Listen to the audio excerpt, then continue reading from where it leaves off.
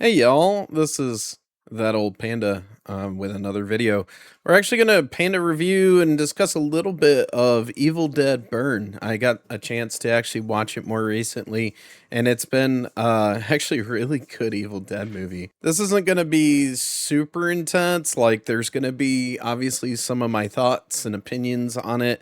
I know there's a lot of outlets and other creators that are probably big into the horror space when it comes to these type of movies, but Evil Dead franchise has been kind of the tipping point. Like, I've always enjoyed the originals with Army of Darkness, Ash versus Evil Dead, Evil Dead 1, 2, and then also the reboot when they did, or it's more like a continuation more than a reboot, but it's all connected in some way, even though they've kind of retconned back and forth kind of the whole timeline when it comes to Evil Dead. But I've watched Evil Dead in 2013. It was fantastic. I loved Evil Dead Rise, and I really enjoyed Evil Dead Burn. It's been a phenomenal set of movies, and Evil Dead Burn, I think personally, it's a little bit different than Rise, just a smidge, but not by much.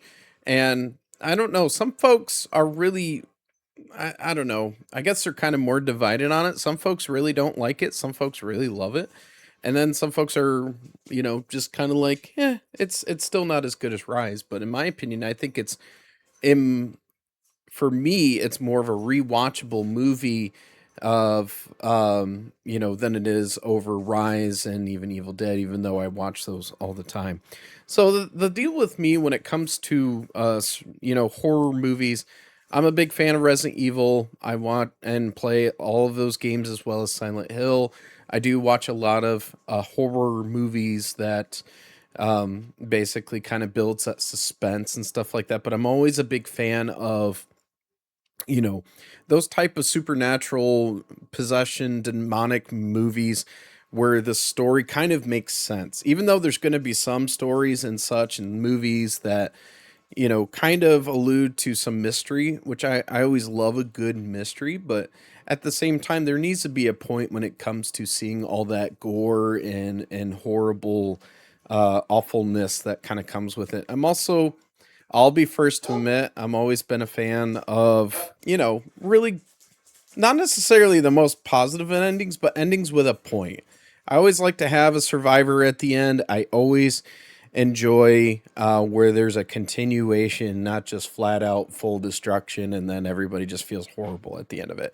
Anyway, that's kind of my take when it comes to the horror genre itself. But what I wanted to touch on was Evil Dead Burn, and and again, I'll put some displays up there. There's going to be some spoilers here. If you haven't seen it, I do recommend that you go see it. But if you haven't and you don't care about that sort of stuff, stick around and we'll talk about it.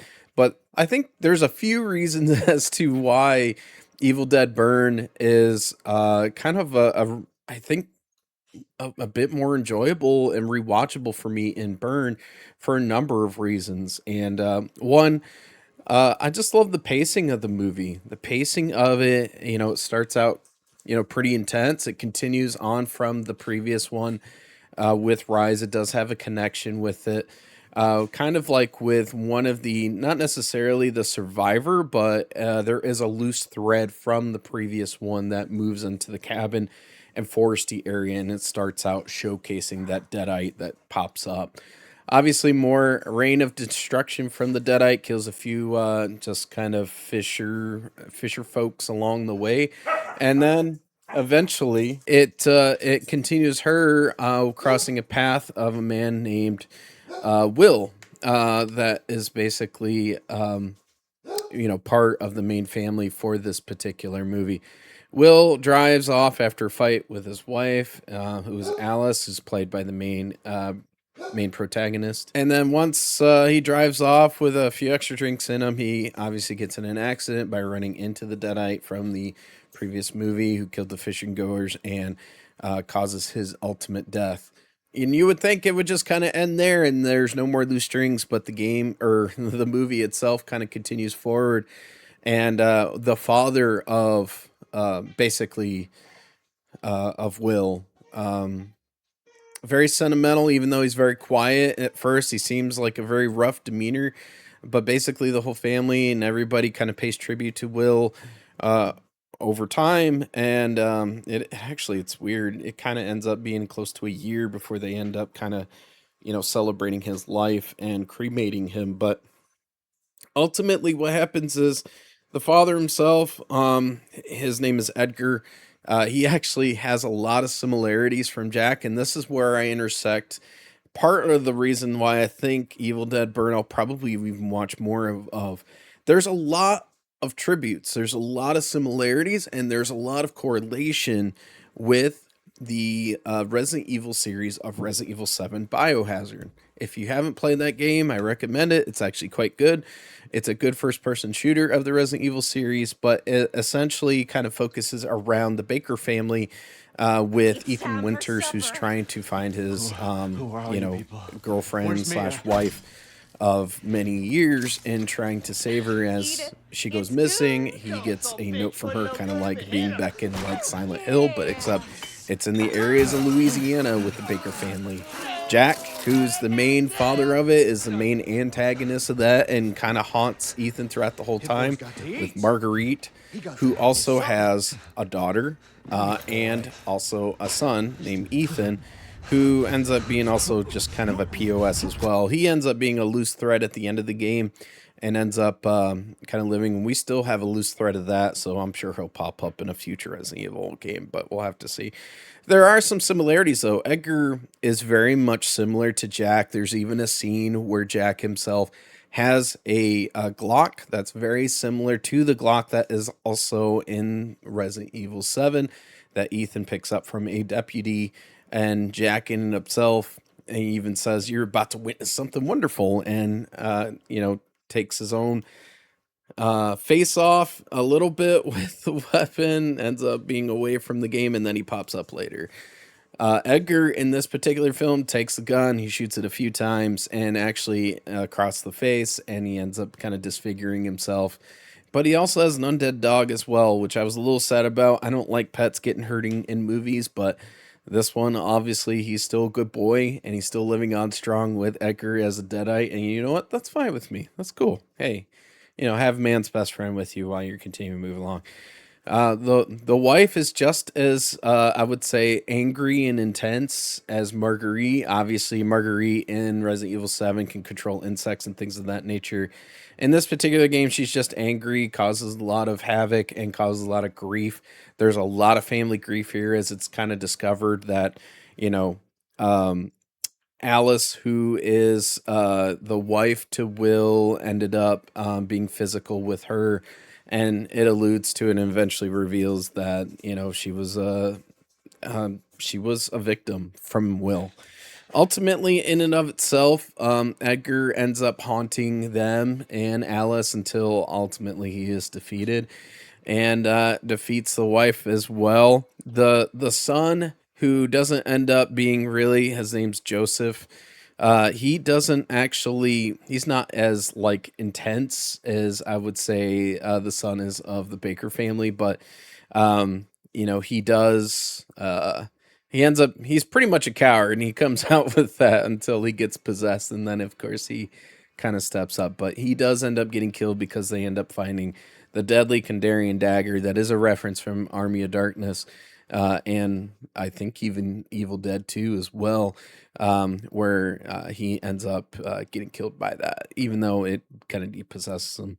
Ultimately, it ends up with Alice being the final girl itself. There's a little bit of an illusion that there's going to be a chainsaw battle, which is also a tribute to the rest of the Evil Deads, because there's usually a chainsaw. In this one, there was not, even though it showed it there. She used a jackhammer and also just kind of a weed whacker with the kind of the metal kind of ending of it, and it actually works out really well in the film. There's enough gore and enough unpleasantness.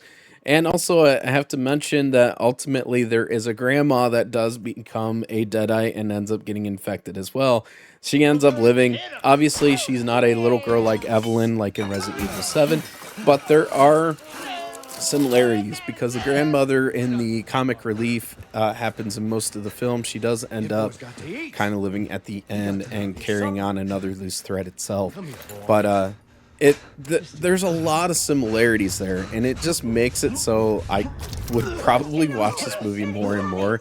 I probably do even more of a deep dive with Resident Evil 7, Biohazard, and this movie because there's just a lot of similarities that just make it enjoyable. But even in and of itself, the action is there, the horror is there, and in my opinion, I think it's a little bit more digestible, even though that's probably an inappropriate word for this because there are definitely some gross parts.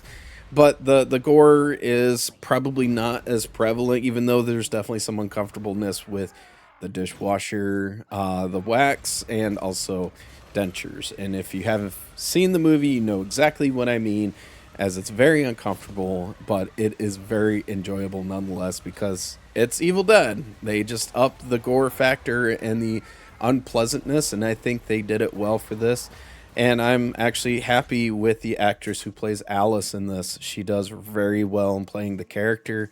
Ends up kind of, basically kind of giving a little bit of a hint there.